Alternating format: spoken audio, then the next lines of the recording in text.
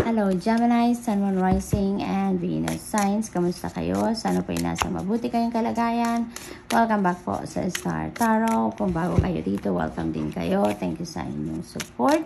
I truly appreciate it. God bless you all. So tignan natin kung ano ang ganap for Gemini. We have nest. An emotionally secure, loving family is important to you. Ayan. So, napakaganda na ang focus niyo siguro dito ay pamilya, no? Dahil yan ang napakahalaga sa inyo, yung inyong pamilya. We have Peacock, beware of great pride. Okay? Great pride. Hindi yan makakatulong sa inyo in any way, in any situation. Yung pride, kapag yan ang dinidisplay natin, kapag yan ang binibigyan natin ng pansin, you know, nakakasira yan ng relasyon eh. Minsan imbes na magkakaayos na, you know, kung papaanda rin ng pride, mas lalo pang nakakomplicate ang sitwasyon, yung mga ganon. Kaya, as much as possible, iwasan na lang natin, no, yung pride. So, we have dark man, dealing sa relationship with a man with dark complexion or hair. Ayan. So, this could be anyone, no? Sa buhay ninyo, Gemini. Maaring asawa ninyo yan. Maaring kapatid ninyo, magulang ninyo. This could be manliligaw, boss ninyo. This could be anyone sa buhay ninyo. Okay? It's going to play significant role sa buhay ninyo at this time.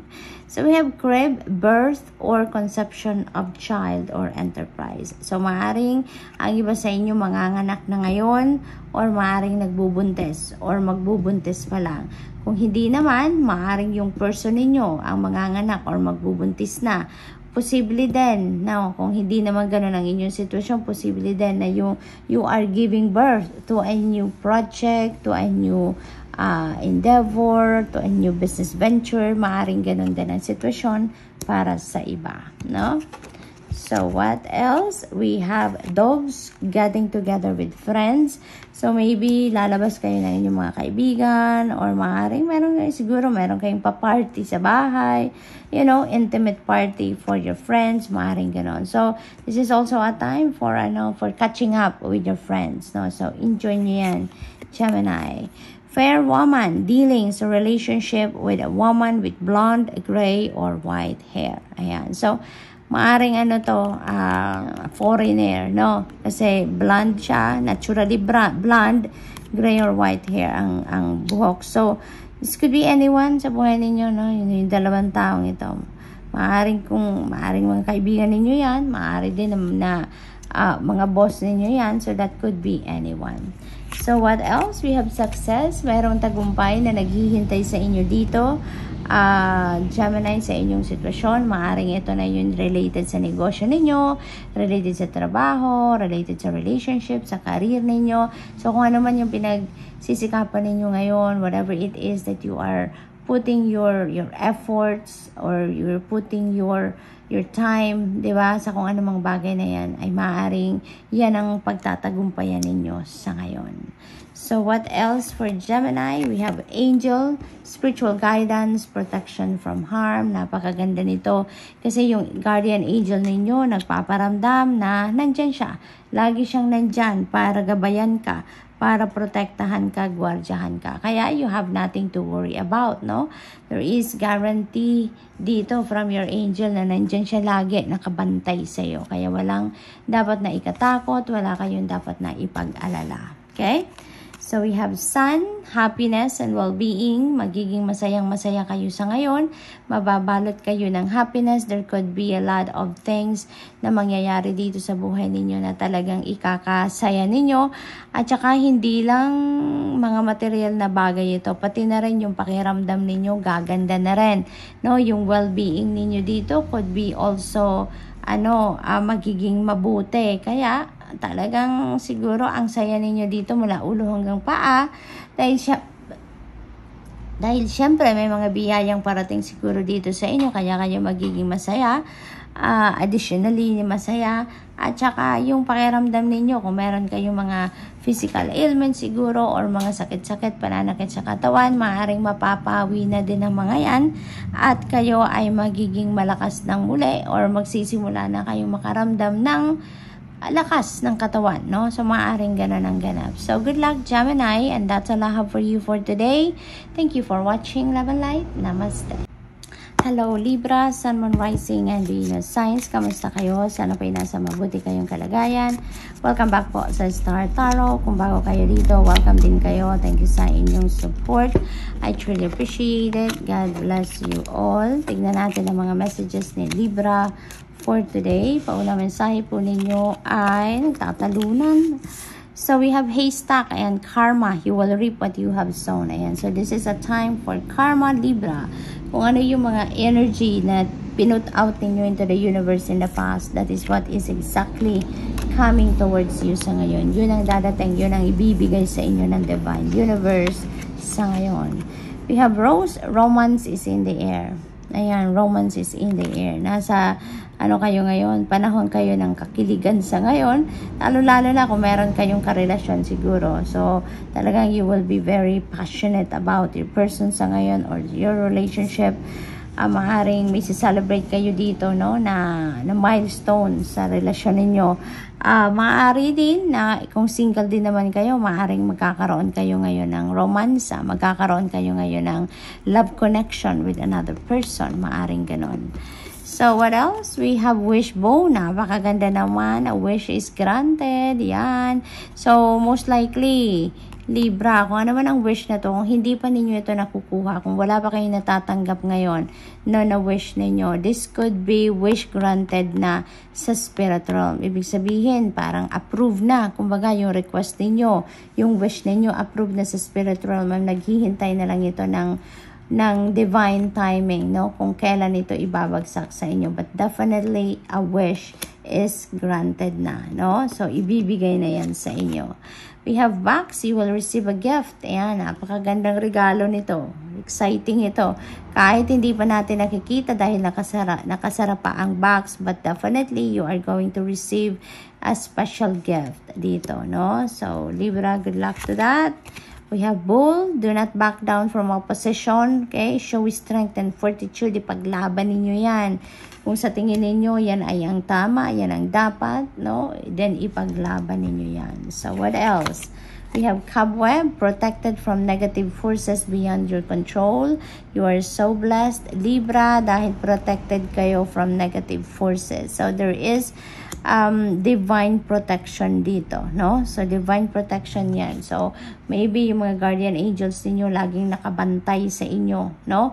At kahit ano pa man ang mangyari dyan, may mga negative forces man na lumapit sa inyo, may mga negative energies man surrounding you, walang makakalapit sa inyo dyan, walang makakadikit sa inyo because you are protected.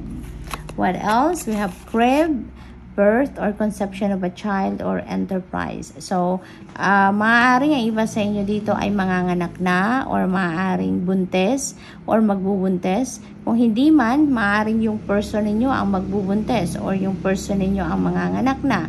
Or this could be someone na close to your heart, no? Na manganganak or magbubuntes. If not naman, so maaaring meron kayong bagong proyekto, bagong enterprise, bagong business venture, bagong endeavor siguro na sisimulan around this time. So, good luck. What else? We have the grasshopper, situations in the balance that require careful handling. Maaaring meron isang delicate situation dito. This could be related to children. This could be related to your work, to your career, to family situation. Maaaring gano'n na kailangan ng maingat, no, na pag-approach, maingat na pag-uusap, yung mga gano'n. So, tignan natin kung ano pa. We have wedge. Someone is trying to come between you and a friend or something you want. So, meron ditong magtatry na umepal, no, sa inyo dito. Maring this is someone na hindi niya, alam mo yun, yung maring naiinggit ito sa'yo. Kaya gusto niya na madiskarel kung ano man yung mga plano ninyo. Gusto niyang madiskarel kung ano man yung magandang pakikipagkaibigan or relationship ninyo na nabubuo with another person. So, maaring nagtatry or magtatry ito na sabotahiin ka. Magtatry ito na siraan ka, yung ganon. But, you know what? Continue to pray. Kasi hindi mangyayari yan. Look at this. You are protected from negative forces, no? Kaya, di ba, hindi natin makokontrol ang isip ng ibang tao, but we can control that through prayer, di ba? Wala tayong magagawa para makontrol ang isip ng iba. Pero, maipagdasal ninyo to. Kasi, di ba, wala namang masamang balak, no? Ang ibang tao na natutuloy. Walang masamang balak na nagtatagumpay. Kaya ipagdasal nyo lang ito. Okay? So, good luck. And that's all I have for you for today. Thank you for watching. Love and light. Namaste. Hello Aquarius, Sun, Moon, Rising, and Venus signs. Kamusta kayo? Sana po nasa mabuti kayong kalagayan. Welcome back po sa Star Tarot. Kung bago kayo dito, welcome din kayo. Thank you sa inyong support. I truly appreciate it. God bless you all. Aquarius, paunang mensahe ninyo ay whale, great worry over nothing. Ayan, so maybe you're worrying too much sa ngayon, pero actually, hindi mo naman dapat na ipag-alala kung ano man ang inyong ipinag-aalala, no? Aquarius, so you really have nothing to worry about, pero nag-overthink kayo or nag-overanalyze kayo ng mga bagay-bagay. So we have desk and pay attention to your work. Ayan, so extrang kayo, focus dapat sa inyong ginagawa sa inyong trabaho, Aquarius. So maybe nadidistract kayo about something or about someone, kaya inaanyayahan kayo dito na mag-pay attention kayo sa inyong ginagawa sa inyong trabaho. Okay? So what else? We have Cain. Pay attention to your health as well. Ayan, mag-pay attention kayo sa trabaho ninyo. Mag-pay attention din kayo sa inyong health. So, maaaring you are super distracted ngayon, Aquarius. Kaya, ang keywords dito, pay attention talaga. So, maybe marami kayong pinagkakaabalahan, marami kayong ginagawang iba, kaya medyo nadidistract kayo at hindi kayo nakakapag-focus sa inyong pag-aalaga sa inyong kalusugan, tatrabaho, yung ganon. So, maybe you are focused too much on something else, no? Maaring sa sobrang pag-aalala ninyo sa mga bagay-bagay, kung ano man yan, napapabayaan na siguro ninyo ang inyong kalusugan at ang inyong trabaho. Kaya dito, ito yun na reminder sa inyo. Pay attention to your work and pay attention to your health, okay? So, what else? We have failed. Time to get out of this situation. Ito na yun. Kung ano yung pinag-worryhan ninyo dito, no? Ano man ang pinoproblema ninyo dito, nag-overthink kayo dyan, panahon na. No, it's about time na to get out of your situation, of that situation, dahil marami na kayong na-overlook dito, Aquarius. Marami na kayong hindi napapansin, tulad na lang ng health ninyo, tulad na lang ng trabaho ninyo. So, it might cost you a lot, no? Kung patuloy kayo na magpo-focus dito or something else na pinag-focusan ninyo na hindi necessary. Okay? So, what else? We have career. Ayan. So, feels like you're going to focus on your career, or maybe this is a calling for you na time to get out of a situation at mag-focus kayo din sa inyong karera. No? Kasi maaring ito yung isang parte ng buhay ninyo na napapabayaan na ninyo sa ngayon. Okay? So, what else? We have key, successful outcome to your problems. Ayan. So, maganda. Maganda. Kasi magkakaroon na din kayo ng solusyon. No? Makakalusot na kayo sa kung ano man ang problema na to. Masosolusyonan na ninyo ito. At maiisipan ninyo kung ano yung tamang gawin dito. No? So, maybe you will really going to get out of whatever this toxic situation na nagaganap sa buhay ninyo, na kumukuha ng inyong oras at panahon. So, we have pig, beware of greed. Ayan. So, napakagandang reminder din ito na kung sa tingin ninyo, sobra-sobra naman na yan para sa inyo, then give it to others, diba? Share nyo na yan sa iba. Huwag nyo nang kunin lahat, kumbaga, no? Give a chance to others, kumbaga.